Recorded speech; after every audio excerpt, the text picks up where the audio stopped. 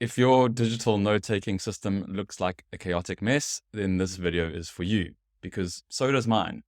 Showing my personal Logseq database is not something that I do very often, but I think it's probably worthwhile for people to see just how messy things are in the background. I recently published a long-form essay, and I'm very interested in how to improve this whole input to output workflow. Our nodes are only as good as the functions that they serve. And for me, I'm wanting to get more into writing. So I'm starting to speak to a couple of writers to understand their processes and how they take notes, make notes, and transform that into output. Today, I'm chatting to Bob Doto, who is the author of A System for Writing. He is a proper Zettelkasten expert, and he's literally written a book about it. He's also been moderated forums online for a number of years, and his book is really, really practical. When I started using Logseq for digital note-taking, I read Sonke Arends's book, How to Take Smart Notes, which is about Nicholas Luhmann's Zettelkasten methods. But it left a lot out in terms of the actual how to build the system. Bob's book is a really practical guide to building a Zettelkasten. Now, full disclaimer, I do not call my system a Zettelkasten. I've spoken about how I call it a messy kasten because I'm trying to do a number of different things in one place. Building a second brain, a Zettelkasten, note-taking, random things, all hodgepodge thrown in there. I found this interview with Bob to be really encouraging. I basically turned it into my own personal coaching session, asking him about some of the things that have come up in the recent writing processes for me. And he really has got some good practical perspectives. What to retain, what not to retain, how to even think about the whole writing process. There's little tidbits of wisdom scattered throughout this video, and I really think Bob brings a very practical approach.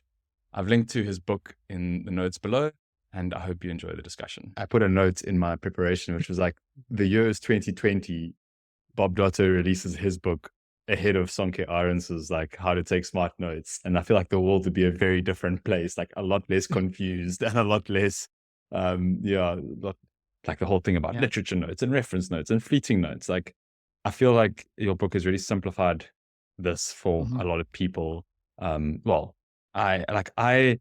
sort of have, I call it my messy kasten, where I just like have this like random scattered approach. And after reading your book, I'm trying to be more structured and trying to like bring in a couple of those things because I think I'm trying to actually go to like another level of writing, which is like writing long form essays and potentially writing a book.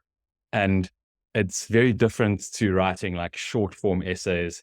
And I call it like this recursive productivity space. It's like, I write essays about productivity, or I write this. It's like, yeah, but writing about like meaningful topics to me, at least, like, chewing on difficult discussions like the essay I sent you. And I feel like we go down rabbit holes about your spiritual background as well, because there's a whole lot to be said there.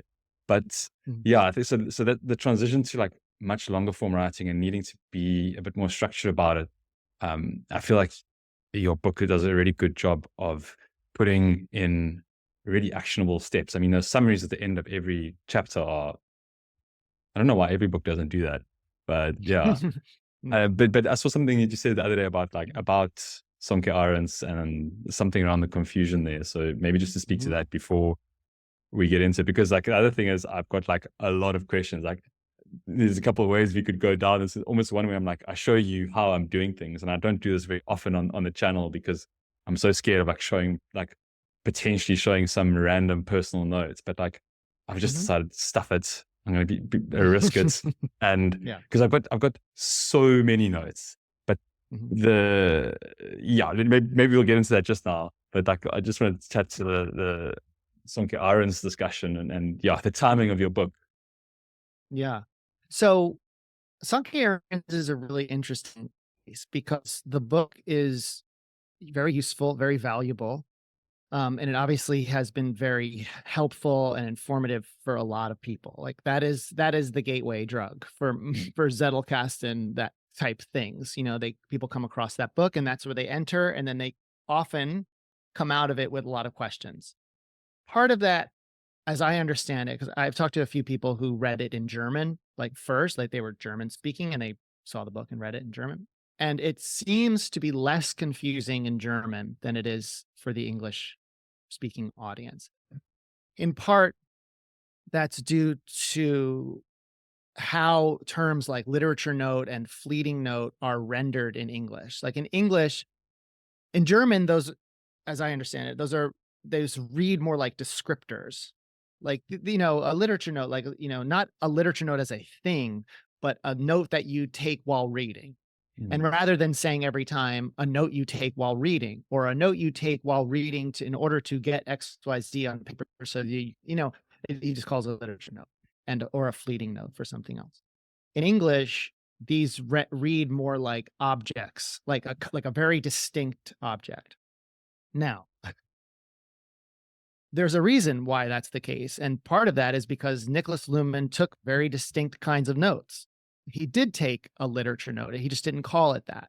He took a kind of note that he took while reading, and it looked a certain way. The paper was oriented, differently than the rest of the notes, so it is a distinct object. The problem with Sunke Ahrens's book is that he uses these terms inconsistently, right? So he has this term permanent note, which sometimes he uses to refer to all notes that are permanently stored in the Zettelkasten, meaning literature notes and main notes, the main single idea notes. But sometimes he uses the term permanent note separate than literature note. And that has caused wild confusion in this little microculture. Just so much confusion.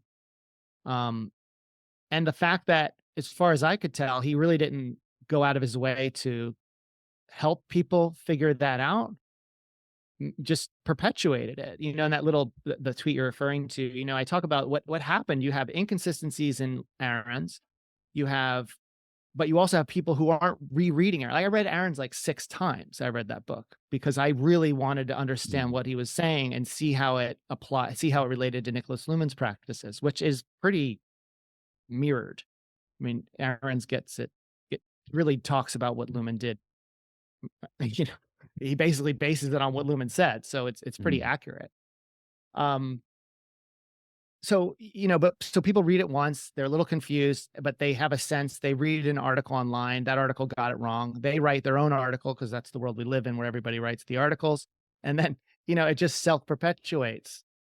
And then you had what I called in the tweet, like, oh, geez, like the people pre Aaron who weren't taking those questions seriously. These people are being like, what's a literature note? I can't figure out a literature note. And then you have the DE forum being like, I don't name any of my notes. They're all just notes, whatever. And it's like, that's not helpful. These Mm, people have real questions and they're coming to it through a very specific lens, which is Aaron's, and you're not engaging their questions. You're just saying, just don't worry about it. Do this. Like, you're thinking wrong about this. And it's like, that's not how you teach. I've been teaching a long time. It's not, you don't dismiss people's questions, right? mm. So the difference, to get to one of your questions, the difference between where my book fits in, or the difference between my book and Aaron's book, is that I answer those questions, and people find the book helpful because I paid attention to their questions for 4 years, and I wrote down those questions, and I answered what is a literature note like 150 times in a 4 years. Jeez. I just Well, kept answering it, and I didn't care because it helped me. Like, every time I answered it, I used language slightly differently. I honed my language. Like, I really wanted to be able to speak about this so people could get it, because it's like a puzzle to me. It's like solving a yeah. puzzle. So, yeah, so that's what separates that book, and I think that's why people maybe like you, or other people find it helpful, is because I speak to those questions. People have those questions, so I answer them. Or at least I give them a framework on how to understand the question and other places they can go to see different takes on it. Yeah, Anyway, I'm scrolling through the notes at the bottom I took on the book. Yeah, like, are you okay for me to share my screen, which will have like, we'll probably of have quite a course, few excerpts of the books and stuff, but like, of course. um, yeah, there's lots of gold in here. I've got a few sec. Let me actually just share, and then don't have to be looking at the bottom screen here. Um, I'm just going to move this panel because the last time I did a recording, it did something funny. But you can see when this eventually goes to full screen. Why is it not going to full screen? Looks There we go. full-ish. Yeah, but it's not doing the bottom parts. Mhm. Usually the shortcut, it must be something with Zoom. Okay, I'll give it a second to think. I Sure. closed all the things that I had open because it was pretty, I had lots of tabs open earlier, but okay, there we On go. my end, it looks pretty full. Yeah. Great. There you go. Yeah. So you can see, I've got this like the section which is like great advice, which I've taken out as like, yeah, basically some of the tidbits on that really resonated with me. I think the first one here is like cut out the first paragraph. No need to wait around while the writer clears their Oh, thoughts. yeah. Some of these Lorraine like, Kisley, uh, she told me that. but then the other part which I love is how you've thrown in all the spiritual wisdom here. That's just like, as your examples in the book, you speak to these different things. I love how you did that. Mhm. Like, Yeah, yeah, the note examples were my way of, like, infusing the book with things I'm into that have nothing to do yeah. with the book. But I mean, it's great. I like that. And as I said, that's how I discovered you, was through you chatting to Aiden Halfant about PKM and spirituality, and then Uh-huh. you recommended that book, Chogyam Trungpa, The Way of Oh, yeah, sure. Meditation, Myth of Freedom. Myth of Freedom, yeah. Yeah, mind blowing. But yeah, I think where I'm feeling inclined to do is take you through my actual questions, Mhm. um, and yeah, we can just sort of run through it because it's now live in my Logseq database, and yeah, I've tended to do videos like this before where I speak to things and just go shoot from the hip. So let's see Yeah, how that sure. goes. Yeah, Um, definitely. as I loved the things to do section, which was that Oh, practical. that's I'm going to good. go and do this afterwards. Like, that was so well done, and I actually went, and if I open the system for writing in the back here, like I screenshotted all of those parts, Okay. um, and they are now available in my summary here. So that's pretty cool. But That's the great to hear because those I was unsure about those. I'm not a how-to writer, or at least historically, I've not been a how-to writer, so those are really how-to, and I I went over those so many times to be like, am I telling people what to like, the same things that are in the chapter? Am I like, I was really confused for a minute on whether those were gonna be effective, but I have heard, obviously, you and then a few other people were like, "Man, those sections at the end were so helpful," and I'm like, "Oh, great." But that yeah, was not my that wasn't the thing I felt strongest about, so I'm glad those are actually helpful. yeah. I yeah, really appreciate them. I think there was something which you spoke to, which is like full gazettal is not an outline. And I was like, that makes a lot of sense. Yeah. And like how different things in the alphanumeric sequence aren't necessarily related. Because I in my one of the videos that I did, I used this properties. Like when I was still figuring out Logseq, I used properties like this and saying this is a drill down and this is a continuation from. And Mhm, I realized that like it's unnecessary complexity. Like, I think it's something about just saying this relates to this in this way via mhm, text. And like trying to mhm, like impose too much structure with a system or like templates, whatever, just wasn't working for me. Um, and also, uh, I don't work in alphanumerics anymore. Well, I tried to, and I was like, oh, this is it just doesn't flow for me. Like, I think there's something you mentioned, U friction in the book, and how good that is to like slow you down and make sure that you're thinking through these things.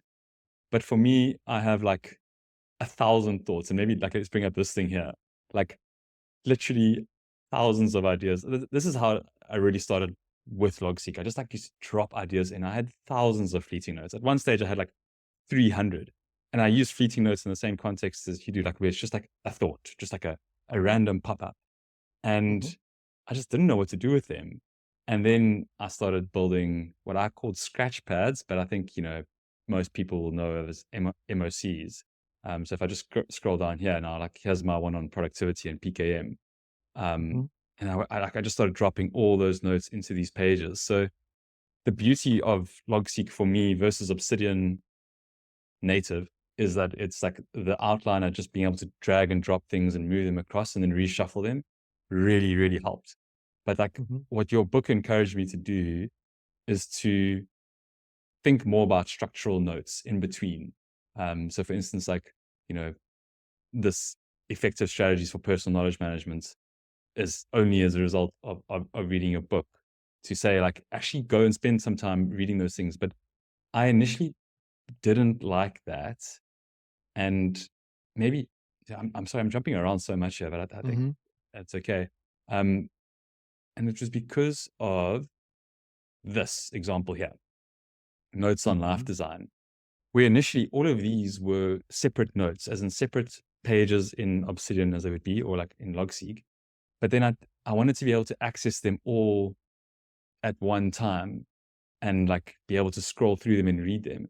So having them all as like linked pages, if I go and create and say turn into page, would mean I'd have to like click into that page to go and find the information, as opposed to it being available in the outline. Have you like experienced anything of, I don't know, what are your thoughts on this? Like actually making individual notes and then, tagging it, making it a Zettel versus keeping things in outlines. Is this a problem that you've spoken to other people about, or I'm sure the Logseq Well, people will love this. I mean, there's a few things I hear there. When you were talking about like moving and shuffling, that is kind of antithetical to the Zettelkasten as we kind of experience it through Lumen, and as we design our systems, based on his practices. Because we're not really shuffling anything, right? In fact, he would talk about like things have a hard address, and in Yeah. the analog, so-called analog system, the paper based.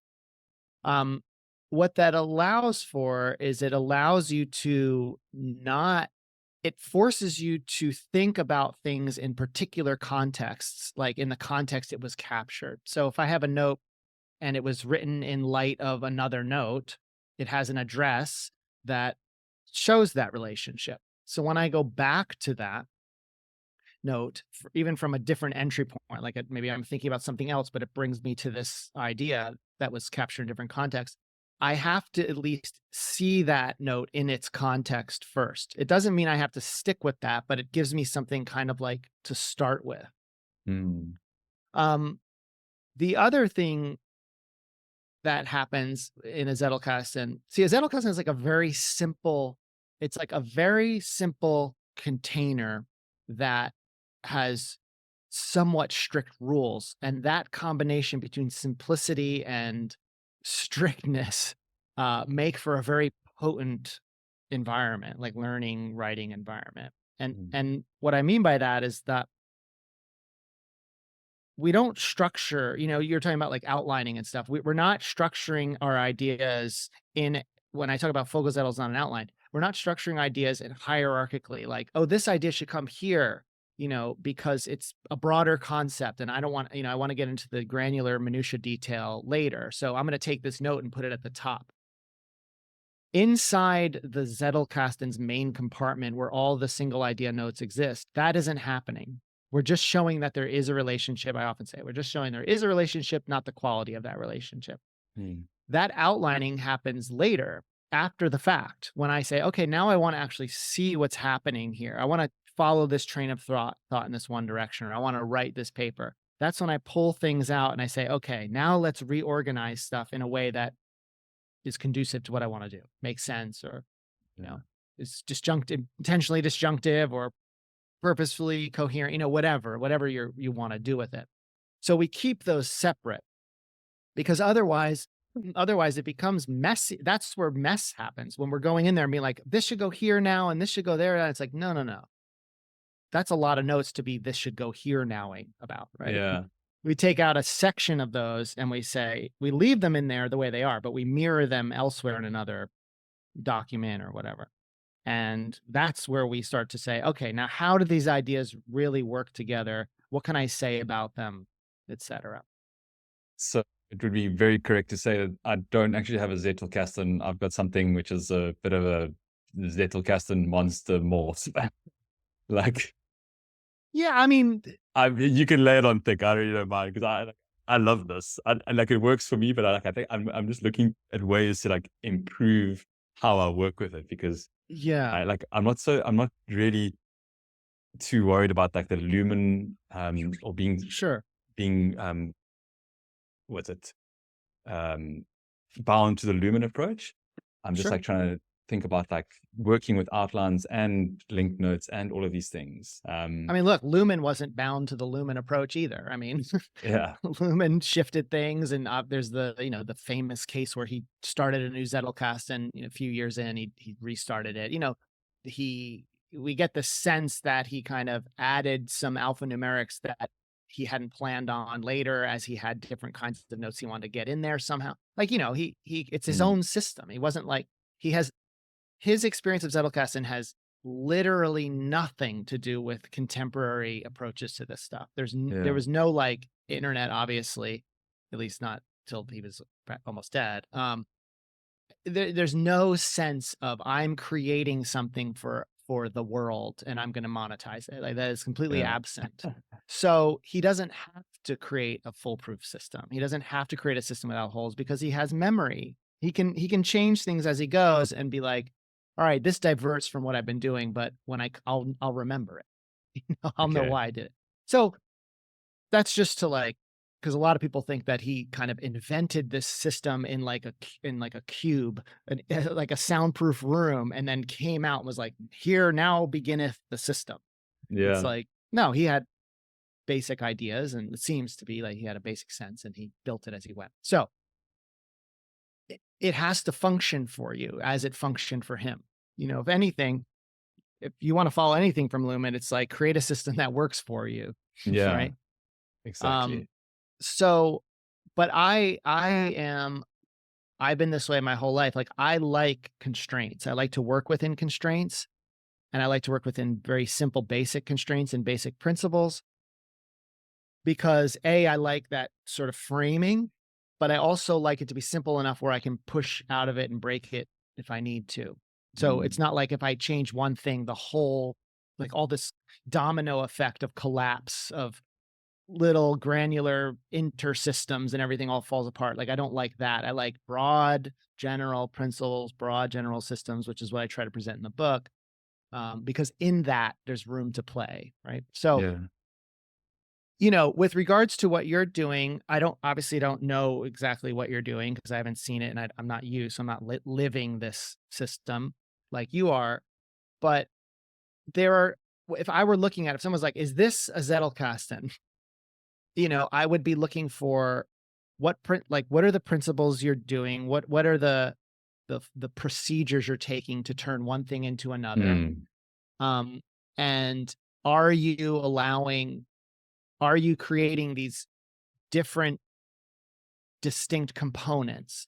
So, for example, like with the Lumen style Zettelkasten, we have this main compartment where all those notes are free to kind of act like a rhizome, and other notes come in and they inform and they change and the ideas are bumping up against one another. Do you have that? And do you have this other place where you can work with what's in there, with what's happening in there? Yeah. So those are the kind of things I would look for, um, to sort of make my assessment on Yeah. whether or not. Well, But I yeah, think yeah, go ahead. no, I mean, to look at my drafts, like, 'cause, so the essay that I shared online, like, this is the final version was this one over here, which I actually don't think I've brought it in. No, I haven't. Like, I haven't brought in the final version, and these are all like excerpts. Like, of the 5,000 words, I wrote like 15,000 in total, probably, that I've just like edited out.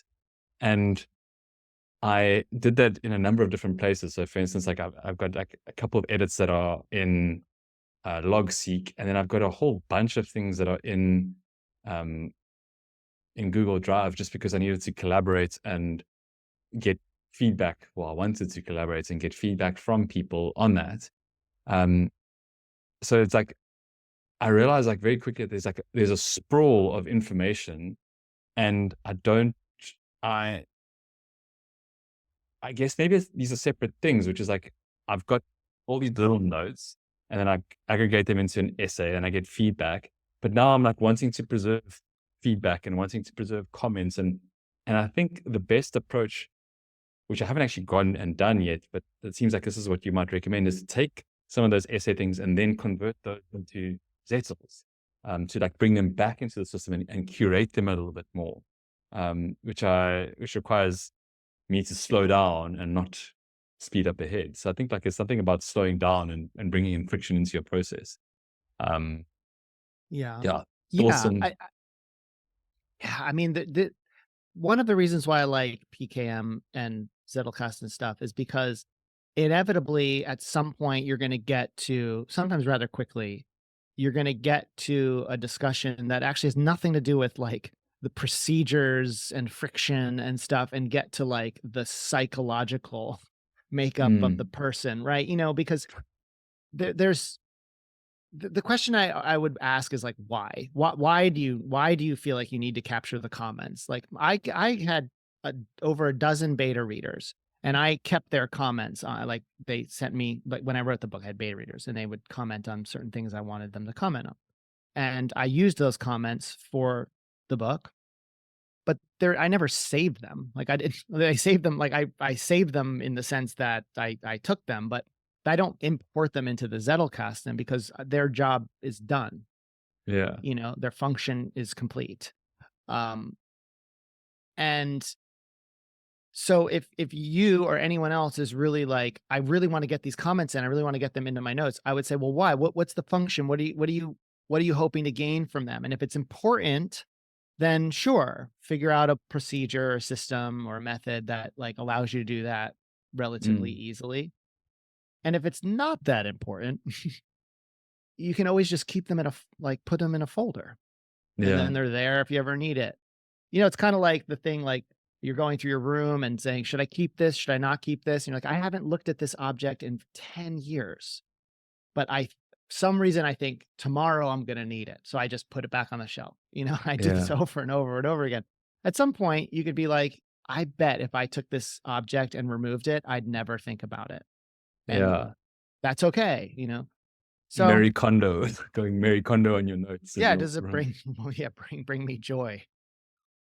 Mm, The For me, it's like I respect or I valued the feedback that I got from a writing stylistic thing because like it's the first time that I've paid a friend to do some editing work as well, mhm. and and there was such insightful things that even though I put you can put it through a large language model, whatever, but like there's something about the human aspect that's saying, wow, like this didn't make sense to me. You can improve this stylistically. This was out of place. So for me, it's like a coaching aspect. So like I want to improve my writing.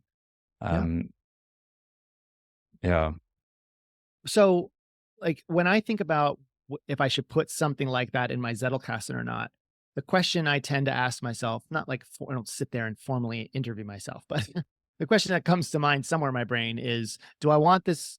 Do I want this idea to interact with other ideas? mm, So, and am I going to possibly write about it? Uh, those two things are very good curators for what goes into my Zettelkasten. So if I get a comment from someone that's really helpful for writing or really helpful for that particular piece of writing, say it's helpful for that piece of writing, it's like a sentence, something about a sentence or a paragraph. Well, then great, it served its purpose, and I'll keep it somewhere, but I'm not going to put it in Zettelkasten because I mm, don't need that to interact. But if I wanted to interact with another idea, then I would bring it into the Zettelkasten because I think this idea is interesting. It's interesting in this particular context, but it may be interesting in another context down the road. So let's bring it in there. So that's how I discern. Otherwise, otherwise I would just keep that stuff in a folder that's like writing tips, or yeah. something like that. And this takes me to the end of your book, which I'm gonna see if you don't mind if I show it. But No, which is show this: whatever. is a Zettelkasten a second brain? No, Mm, the second brains are comprehensive. So I think what I'm showing here is like I'm trying to do everything in one, and a Zettelkasten is sort of a, a sub container within a larger container of all the other things I'm trying to do. So yeah, I guess that's why it's so much messier. I mean, yeah, all of these yeah, things over here, for instance, I mean, as keeping track of all my thoughts. Um, then the next question was around version control. Like when you do multiple iterations, like uh, here, I multiple guess I'm iterations of what? like if you send a draft and then you have to change some things and like there's a lot of like major changes, for instance. I think it's probably in lieu of the previous question, why am I trying to do it? And I think it's like because I think there might be something valuable there in the future, but then I'm never ever going back and look at it. So I'm sort of answering myself now and saying like, why am I trying to preserve it? I don't know why. Like, it's a psychological I thing of mean, like, I've put so much effort into this. Like I wanted to remain. Like, there is a stack somewhere in a landfill, slowly rotting, is a stack about this. I can't fit it in my screen here. Taller than my screen will allow, of printouts of that book and heavy, heavy edits, like physical line edits. There is absolutely no reason whatsoever for me to save those corrections. There's just no reason. I'm only one person. It's one life. I've got only so many books in me. What can I possibly, you know, it's hard enough to do the next book, let alone to go through the last book and mine it, for the little notes I wrote myself. So it just goes in the trash, Um, it goes in the garbage. And at some point, I think it sounds like you write. You obviously write. You've written essays and things like that. Um, you want to write more. I think the more you engage in the working writer lifestyle, the lifestyle of someone who is a working writer, not necessarily for money, but someone who's just mm, like, just I got to get this out. I want this out. I want something out every week. I want something, whatever. The quickly it tells you what's important and what's not. yeah. Right? There's just not enough time. There's not enough time to save every comment or every version of an article. There's not enough reason, you know? Mm, Um, so back to something you said before, which is like, okay, you write something, now go back and take the ideas out and put them in your Zettelkasten. I teach that and I recommend it to people, but it's not something that everyone has to do, nor is it something that I am particularly like strict about. It's just a way to bring ideas back. It's like a way of thinking about material that allows you to bring it back into the Zettelkasten so it can germinate, regerminate, regenerate, regerminate. Um, mm, I do it, but it's not like I go through every article I write and try to find the atomic ideas in each one and take every one out and put it in my Zettel. I don't do that at all. I do that for something. If something sticks out at me, I'll just bring that in. Can you see the Right? shackles coming off of me as you're saying this? I feel like a relief in a sense that it's like, Yeah. because, yeah, that, Yeah. yeah. There's so many people I encounter where I just wanna be like, "Just chill, man, just chill." It's not you, not you, but, like, I just wanna be like, Well, me it's too. yeah, it's like, let there be room for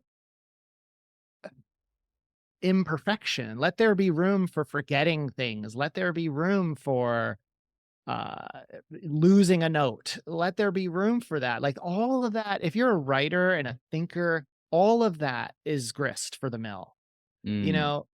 Like, when people say, you mentioned this earlier on, and I was just, this came up recently, um, in some other conversation, like, it's so, isn't it so lame that people who get into Zettelkasten, they end up just writing about Zettelkasten? Wow, like, write about something real.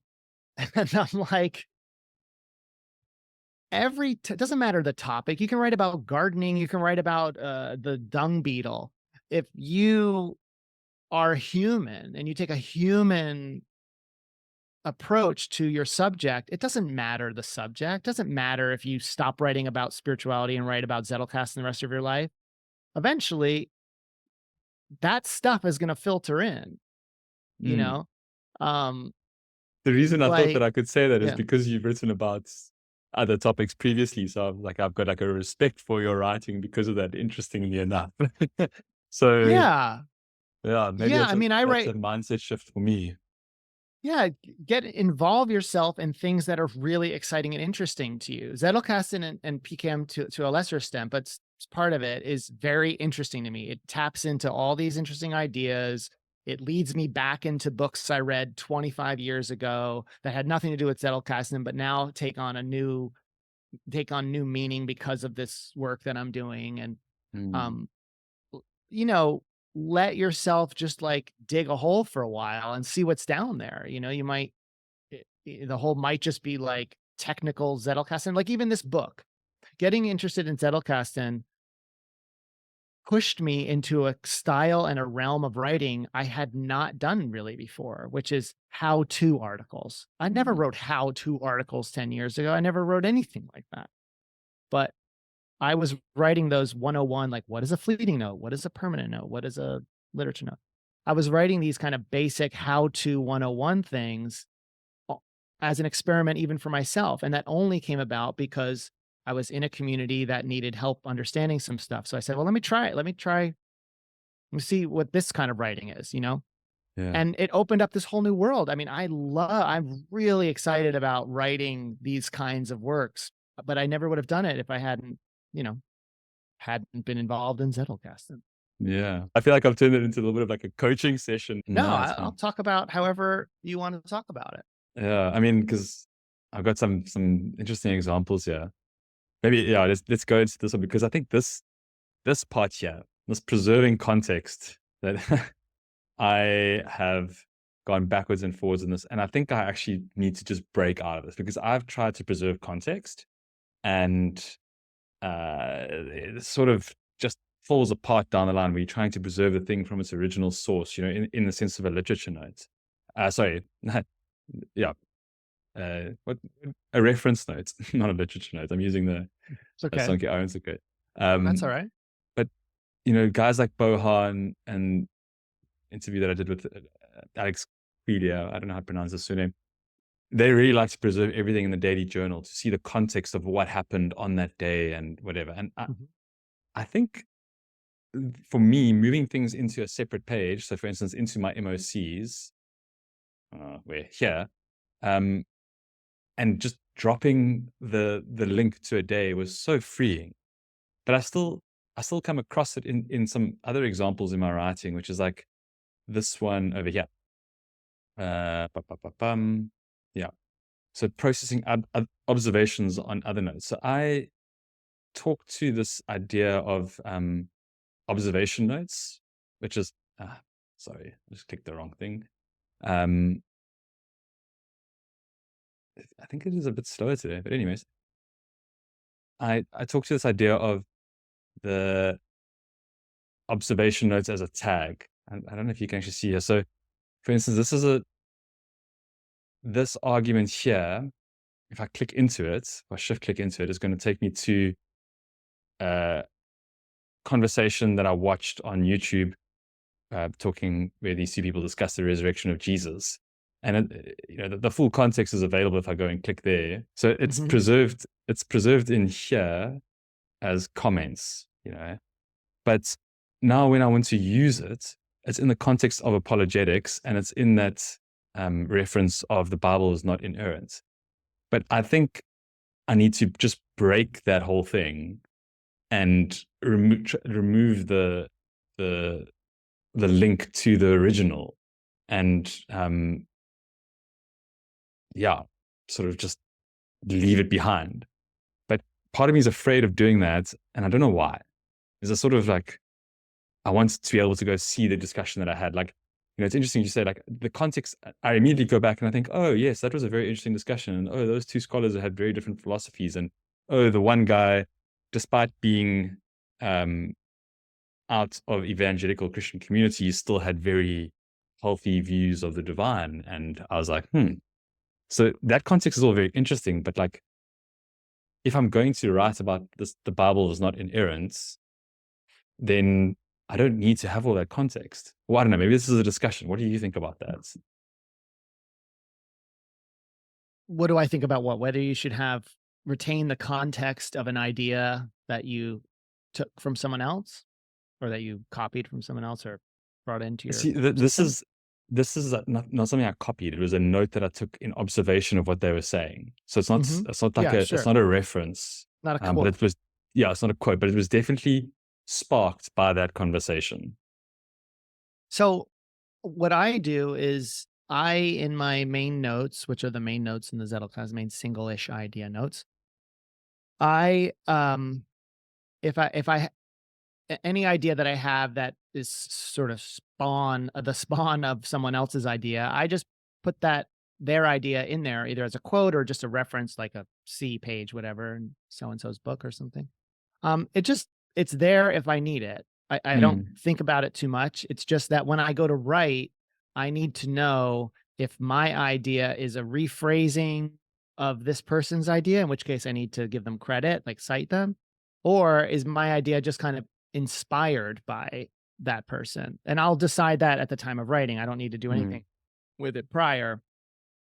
And I have both. I have ideas where I'm just kind of restating what someone else said because it's good and I might want to use that someday. And there's times when I show this in my course. There's times when I write an idea, it's like the opposite of what that person said. It's actually the opposite take, but was it came out of me reading that person. So I want to put that in there. Why? mm, Because when I go to write this piece, this hypothetical piece, and I have my idea, I may want to say, this is what I think, but so and so thinks this, and that's wrong, mm, or whatever. Or I might just want to be, look at how we both can say this, different things, whatever. I may want to use that piece of information in my writing later.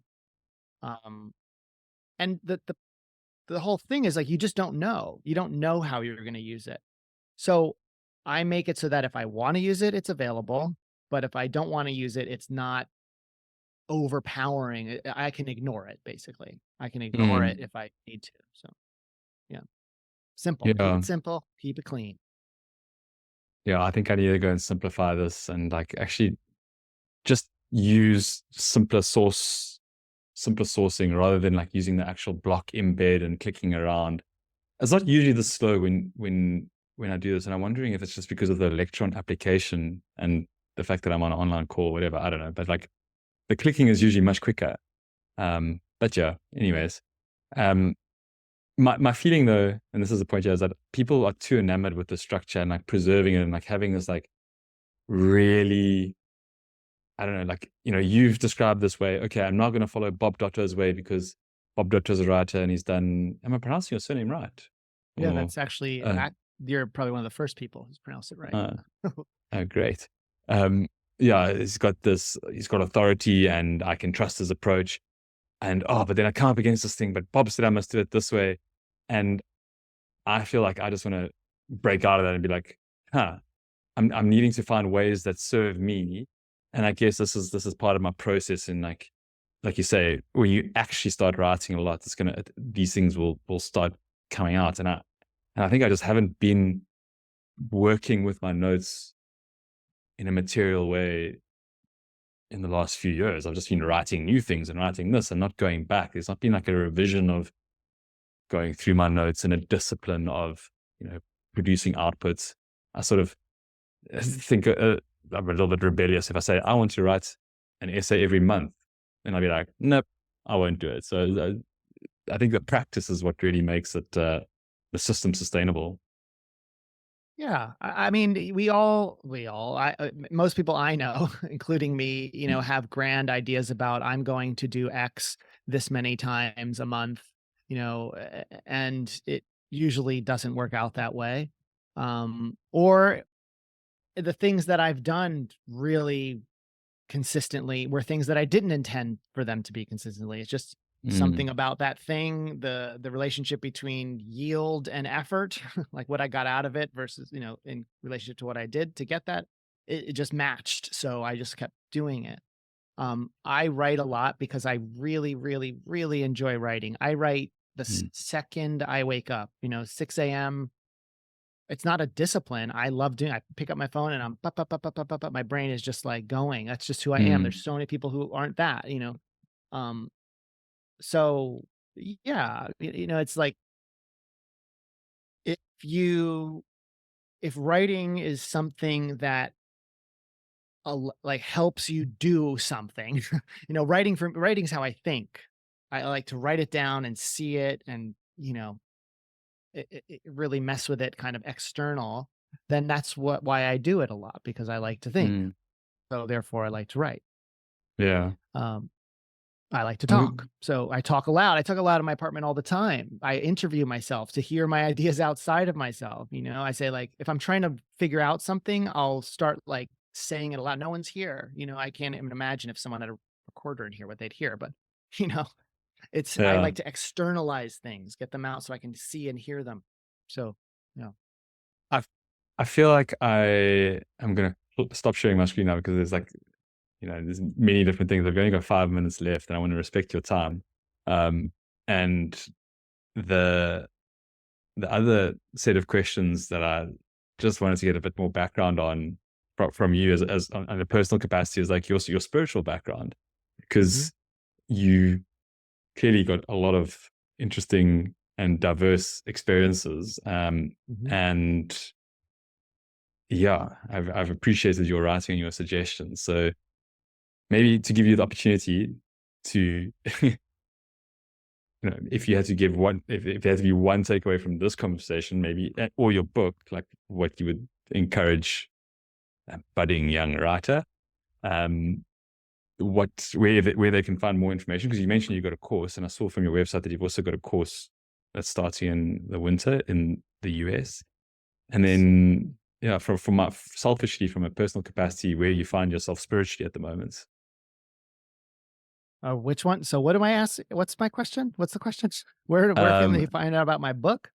or your What course, was no, it? your course. Oh, course. The course is not live yet. The course, I've been teaching as a sort of intro to Zettelkasten course for a few years, and I redesigned it. I am in the process of redesigning it and another course, so that will be out. My plan is later in the year, if not right into the new year. That'll be yeah, there'll be these two new courses that have to deal with Zettelkasten writing, based on the stuff that's in the book and more. Mm. So my website will certainly feature that, and then all the places where I yammer on online will also mention that. Um, and something about my spiritual background. Yeah, or yeah, where you find yourself spiritually at the moment. Oh, at the moment, I mean, where I am at the moment is a has to do with a long trajectory. But these days, I many years ago, I decided to reinvestigate my family tradition, which is like a Catholic tradition. So I reinvested into that to see what was there after, a few decades of going everywhere. I was part of every religious sect group, left hand, right hand, all of them. Maybe a cult or two in there. I love it all. I'm down with all of it. So I got into all that, and then yeah, I returned, so to speak, to that Catholic tradition. But it's me. I am not by the book. I read the book. I read the book every day, but I am not mainstream Mm. when it comes to that stuff. So I have my way of understanding those things. Um, but yeah, I mean, I'm looking at this stack of books here right in front of me. There's, Ramana Maharshi. There's stuff on the Holy Spirit, multiple books on there. There's stuff on prayer. There's all sorts of. But then next to that, I have design and form, like Bauhaus theory, Mhm. and so it's like it all mixes for me. But yeah, Ah, that's where I ended up after when I was I think when I was 15 is when I started really getting into spiritual stuff and reading and doing nominal practices and stuff, and and a focus full on circle. non-duality, or No, I mean, non-duality is certainly interesting to me. Like in Hindu, it would be like neti neti, like not this, not mm, that. Like the Advaita Vedanta and those kinds of things are, of course, interesting. They're mm, necessary things to get interested in if you're interested in spirituality, I think. But there's lots of ways to approach that. There's mm, people have been handling that question of non-duality or I and thou for thousands and thousands of years. Um, so there were times when I was more like a vehement non-dualist, but I tell people all the time, I always say this, like, I'm a Taurus, like, I don't need I like boundaries and I like rules, but I don't like them too much, you know? Mm. And like Advaita is cool and interesting and and high yield. But I also like the world. Sometimes. Sometimes I hate the world. I should say I like it all the time. But I engage in the world. And the world Mm. is not a non-dualist place. The world is very dualist. And if you want Mm. to talk to someone, you should probably learn how to talk to them dualistically. you know? Yeah, that's a So there's good a point. practical element. You live if we live in an apparent world, that's a term. Apparent is used very specifically, like the world of appearances. People engage in that world. You want to engage with people, you should probably learn how to engage in appearances, right? So, Mm. um, yeah, at some point I had to mourn the loss of me not being a monk in a cave. That was not my trajectory, at least not in the immediate, which is what, of course, all of us young men want to do. Yeah. Young spiritually minded men at some point have in their minds that they'll be a monk in a cave. Um, but yeah, that you have to grieve that because most people are not cut out for that, or at least not have the opportunity. Yeah. So you grieve that loss, and then you say, okay, so what am I? Where do I exist? What am I? Oh, I'm in a relationship. Okay, well, I can't be. There's dualism in a relationship. Yeah. Uh, you know, so keep it practical. Keep praxis. Put the ideas into practice, right? Yeah. Yeah, but I Yeah, could I go really on like and on. I that. mean, yeah, always happy to veer into that Well, subject. we just hit the hour mark, so I mean, I'm very respectful of time because I think time is something that I've struggled with myself. Well, historically, Mhm, I'm trying to rewrite my own narratives. I'll probably edit this part out, but whatever, we'll see. So there's a couple of things around time, around valuing the work that I do, around mhm, productivity courses and that sort of stuff, which have been coming up in big ways in the last few months slash weeks, mhm, which I feel like are important. Segues professionally. I feel like still sort of stepping over the threshold and being like, as you said, like actually engaging with the ideas, actually engaging with the world in a non-dualistic sense. You know, spirituality has been like a really important part of my life, and then not, and now again, but it's like for me, I'm seeing it like really in a practical, engaging, like loving, energetic participation in life.